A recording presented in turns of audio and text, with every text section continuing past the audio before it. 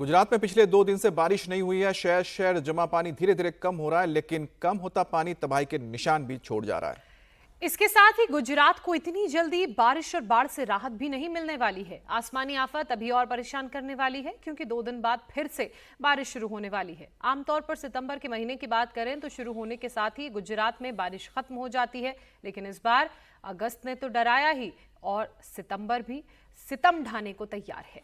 गुजरात के 18 जिलों में हालात क्रिटिकल बने हुए हैं। जहां बारिश का पानी नीचे उतरा है, तबाही के निशान यहां पर अब नजर आ रहे हैं। इस तरह से पूरी सोसाइटी जो है वो एक तालाब में परिवर्तित हो गई है। रेस्क्यू करने के लिए आर्मी की टीम्स को भी बुलाना पड़ा था। तकरीबन 400 से 500 घरों में ये बाढ़ का पानी आया है। ढेर सारी बारिश हो रही है और जो पादर नदी है वो भी ओवरफ्लो हो गई है।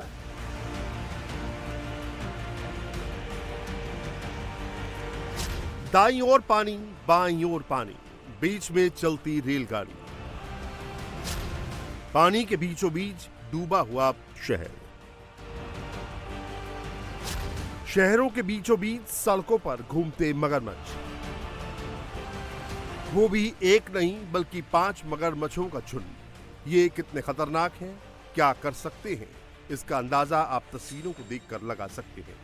मगरमच्छों ने सड़क पर घूम रहे एक डॉगी को अपना शिकार बना लिया। इन दिनों गुजरात की कुछ ऐसी ही तस्वीरें सामने आ रही हैं। इंसान घरों के भीतर कैद है, सड़क पर मगरमच्छ घूम रहे हैं। गली हो, सड़क हो, मोहल्ला हो, सब जगह पानी का ही कब्जा है। इमारत डूब गई, अस्पताल डूब गए, पूरा शहर आधा डूबा दिख रहा है। गुजरात में कुछ घंटे से बारिश रुकी है, लेकिन बाढ़ का लेवल बढ़ रहा है। पोरबंदर के गली मोहल्ले पानी में डूब गए हैं। लोगों की कमर तक पानी का कब्जा है। रोड पर खड़ी गाड़ियां लगभग पूरी तरह डूब गई हैं। भादर नदी के बढ़ते जलस्तर की वजह से पोरबंदर शहर में बाढ़ जैसे हालात बन गए हैं। नदी का जलस्तर लगातार बढ़ रहा है। देखिए, फिलहाल ये जो पानी बहता हुआ आपको नज़र आ रहा है, ये कोई ऐसे नॉर्मल झील समंदर नहीं है। ये एक आम सड़क होती है, आम दिनों में इसे पार करके जाया जाता है। लेकिन इस वक्त आप देखिए कि जिस तरह के हालात बने हुए हैं और पिछले कुछ दिनों में जिस तरह से में भारी बारिश हुई है, बाढ़ के हालात बने हैं, उसके बाद ऐसे ही कई सड़कें जलमग्न हो गई हैं, जिन्हें फिलहाल आम नागरिकों के लिए आवागमन के लिए बंद कर दिया गया है। और इसी तरह के हालात चाहे वो गुजरात के किसी भी हिस्से में आप जाएं, चूंकि समुद्री तट पर बसा हुआ ये पूरा का पूरा क्षेत्र है। और जिस तरह से इन तस्वीरों को आप देखकर अंदाजा लगा सकते हैं, हम बोट के माध्यम से इस पूरे के पूरे बाढ़ प्रवण क्षेत्र को समझने की कोशिश कर रहे हैं, जिससे एक बात तो साफ है कि इस पानी को उतरने में लगभग अभी भी 1 से 1.5 महीना लगेगा। और ऐसे हालात जिस तरह से ये बने हैं, उसके बाद कहीं ना कहीं लोकल लोग, एनडीआरएफ की टीम, इसके अलावा सरकार की टीम मदद के लिए आगे आई है। अलग अलग जगहों पर अगर आप देखें, खासतौर पर शहरी क्षेत्रों में अगर आप देखें तो मदद के लिए फिर भी बहुत सी टीम डिप्लॉयड होती हैं। लेकिन अगर आप ग्रामीण क्षेत्रों में, रूरल हिस्सों में जाएं तो ऐसी परिस्थिति अगर उत्पन्न होती है तो बहुत ज़्यादा सुविधाएं उपलब्ध नहीं होती है। ऐसे में अगर आप एक गांव से दूसरे गांव में जाना चाहें तो आप इन तस्वीरों को देखकर इस बात का अंदाज़ा लगा सकते हैं कि कितना मुश्किल हो सकता है। ये हाल गुजरात के सिर्फ एक शहर का नहीं है। शहर कोई भी हो, सिचुएशन सेम है। सितंबर की शुरुआत होने वाली है, लेकिन पोरबंदर से लेकर द्वारका, कच्छ, वडोदरा, सूरत, जूनागढ़, खेड़ा, जामनगर, राजकोट और गांधीनगर तक पानी का डराने वाला मंजर है।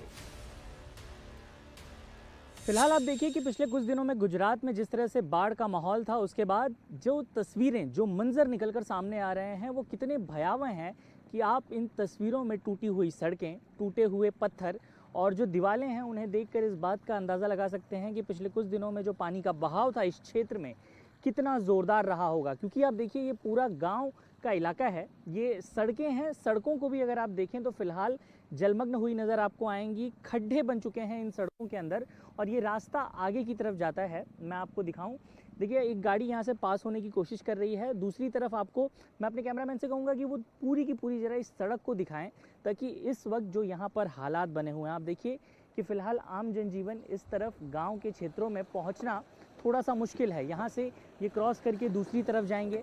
अब जिस तरह के यहाँ हालात बने हुए हैं और जिस तरह से पानी का बहाव रहा होगा पिछले कुछ दिनों में, इस बात का आप अंदाज़ा लगाइए कि फ़िलहाल यहाँ पर क्या मंजर रहा होगा। यहाँ के आसपास के लोगों की अगर माने तो जिस क्षेत्र में अभी जिस जगह पे हम खड़े हैं वहाँ पिछले कुछ दिनों में यहाँ आ पाना बहुत मुश्किल था और इन रास्तों को बंद किया गया था, लेकिन अब फ़िलहाल धीरे धीरे जल स्तर आप इस बात को समझिए कि कम हो रहा है। यानी कि जो एक आफ्टर इफ़ेक्ट आपको देखने को मिल रहा है गुजरात की बाढ़ का, उस बात को आप देखकर यहाँ के मंजर, यहाँ की तस्वीरें आप अंदाज़ा लगा सकते हैं। बाढ़ ने सबसे ज्यादा तबाही सौराष्ट्र और कच्छ से मनाई है। इसकी वजह ये रही क्योंकि डीप डिप्रेशन इसी इलाके से गुजर रहा था, इसीलिए वहां इम्पैक्ट भी खूब हुआ। पानी अपना दायरा तोड़ते हुए लोगों के घर में घुस आया। घर, मकान, दुकान सब डूब गए। घर में रखा सारा सामान बर्बाद हो गया।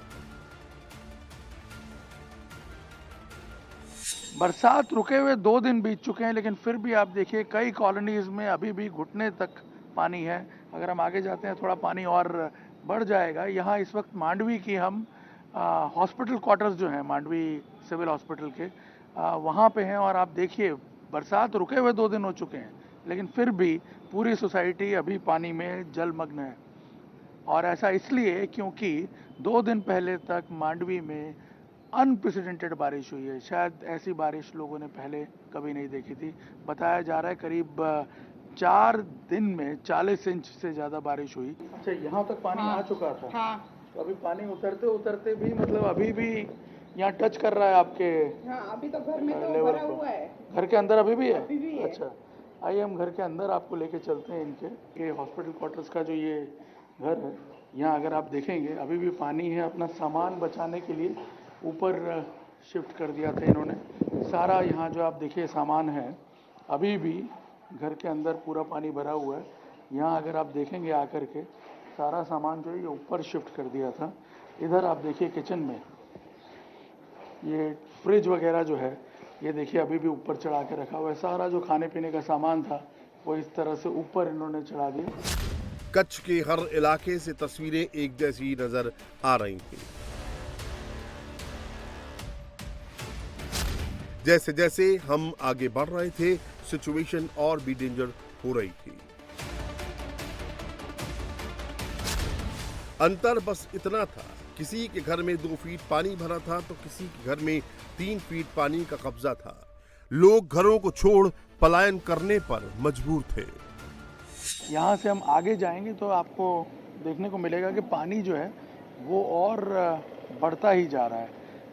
यहाँ तक तो सोसाइटी के एंट्री पॉइंट पे आप देखिए घुटनों तक पानी है, लेकिन आप जैसे ही आगे जाएंगे थोड़ा सा पानी का लेवल जो है वो और बढ़ता जाएगा। आप अंदाज़ा लगाइए कि ये पिछले 4-5 दिन इन लोगों के कैसे बीते होंगे। कई लोग जैसे ये बता रहे थे दूसरी जगह पे शिफ्ट हो गए। कितना आ गया था पानी? अच्छा, वहाँ तक पानी आ गया था तो घर के अंदर पूरा चला गया था। यहाँ देखिए लोग अब अपने अपने घरों में सफाई कर रहे हैं। यहाँ अगर हम आपको दिखाते हैं। अच्छा, आपके भी घर में पूरा पानी आ गया था? इस लेवल तक। क्या? इस लेवल तक पानी था। अच्छा, तो अभी आप ये सारा सफाई कर रहे हैं? हाँ, सफाई कर रहे हैं।